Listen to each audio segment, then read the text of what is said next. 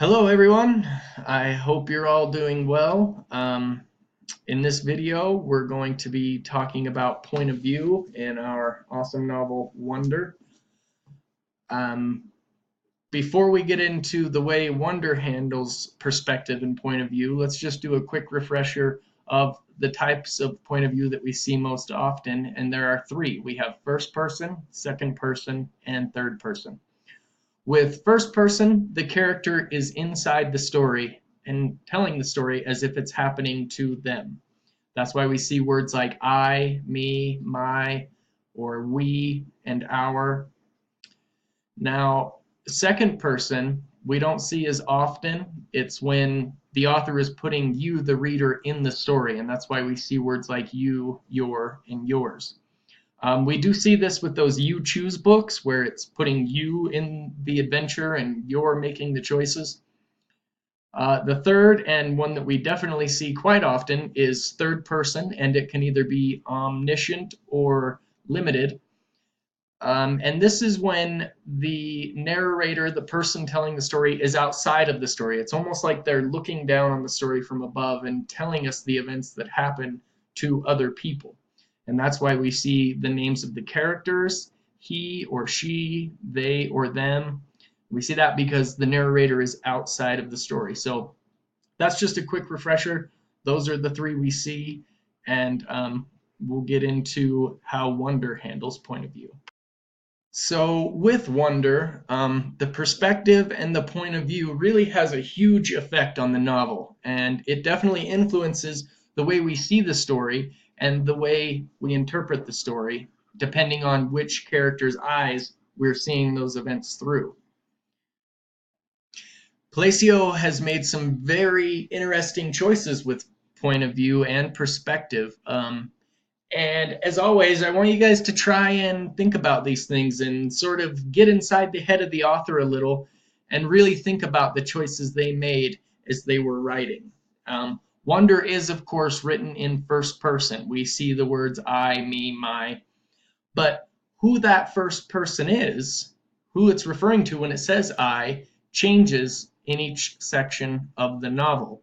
A lot of the times we're getting the same events retold from different perspectives, from the view of different characters. And this is interesting because we can get a sense of how that other character reacted to a certain situation and how they felt about it. Now, Wonder is, of course, August's story. He is our main character, he's our protagonist, but by using those different perspectives and different narrators, Palacio gives us a different take on certain events, which can certainly impact the way we see the story and the way we interpret the story. Again, in Wonder, the point of view or perspective shifts. It stays in first person, but it shifts several times to show you the same events in different perspectives. And in our picture here, we have the 8 different sections, or at least the pictures, of whose perspective we get. We start off with August, then it goes to his sister Via, and throughout the novel, we get all of the story told through these different people. It switches back to August a few times, but we do hear from Justin, Via's boyfriend, Miranda, a good friend of August's family, Via's best friend. We get from a little bit of the story from Jack, who's August's best friend throughout the novel, and of course from Summer, who's a very good friend to August. Now, in doing this, Palacio has created a story that really gives us a lot of different directions. When we hear from Jack, we get to know a lot more about August at school, and when we hear from Via, we get to know a lot more about August at home and what things are like through her eyes. So with these different perspectives, we actually learn a lot more than we would if the entire thing was written from August's perspective.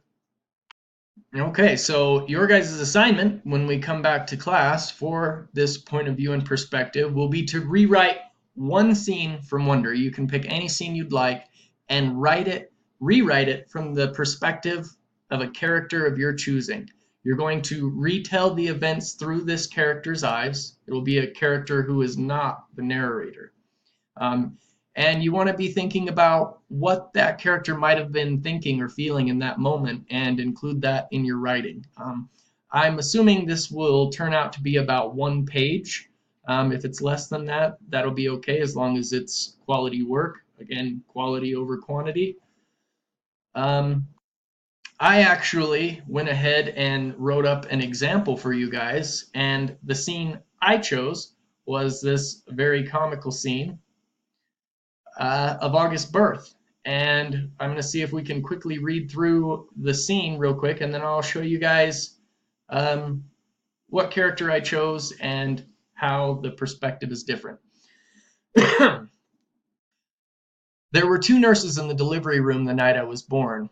One was very nice and sweet, and the other one, Mom said, did not seem at all nice or sweet. She had very big arms, and here comes the funny part, she kept farting. Like, she'd bring Mom some ice chips and then fart. She'd check Mom's blood pressure and fart.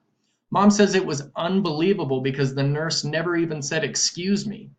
Meanwhile, Mom's regular doctor wasn't on duty that night, so Mom got stuck with this cranky kid doctor she and Dad nicknamed Doogie after some old TV show or something. They didn't actually call him that to his face. But Mom says that even though everyone in the room was kind of grumpy, Dad kept making her laugh all night long. When I came out of Mom's stomach, she said the whole room got very quiet. Mom didn't even get a chance to look at me because the nice nurse immediately rushed me out of the room. Dad was in such a hurry to follow her that he dropped the video camera, which broke into a million pieces. And then Mom got very upset and tried to get out of bed to see where they were going, but the farting nurse put her very big arms on Mom to keep her down in the bed. They were practically fighting. Because Mom was hysterical and the farting nurse was yelling at her to stay calm, and then they both started screaming for the doctor. But guess what? He had fainted right on the floor. So when the farting nurse saw that he had fainted, she started pushing him with her foot to get him to wake up, yelling at him the whole time, "What kind of doctor are you? What kind of doctor are you? Get up, get up." And then all of a sudden, she let out the biggest, loudest, smelliest fart in the history of farts. My mom thinks it was actually the fart that finally woke the doctor up. Anyway, when Mom tells this story, she acts out all the parts, including the farting noises, and it's so funny. Mom says the farting nurse turned out to be a very nice woman. She stayed with Mom the whole time. She didn't leave her side, even after Dad came back and the doctors told them how sick I was. Mom remembers exactly what the nurse whispered in her ear when the doctor told her I probably wouldn't live through the night. Everyone born overcometh the world. So this was obviously written in first person from Augie's perspective. We see the words I in here, and that I is August. So what we're doing for our assignment, and what I have done, is I've chosen the farting nurse to be the narrator. And I've rewritten this scene from the perspective of the farting nurse. And here's what we see. I still remember the day that I helped deliver August. My irritable bowel syndrome was acting up that week, and I was passing gas quite often. I know that August's mother noticed, but she was kind enough not to point out the fact that I was farting every time I entered the room. It just so happens that the night she went into labor, the regular doctor wasn't on duty. I knew that I was going to have to take charge and make sure the baby was delivered safely. When August entered the world, and we all got our first look at him, the room was silent. I had never seen a baby look that way. At first I was shocked, but soon calmed myself. My co-nurse that night rushed him out of the room. I remember the sound of the father's video camera smashing to the ground as he rushed out after her. The mother then began to sit up as if she was going to follow them, so of course I had to hold her down. She was in no condition to go anywhere.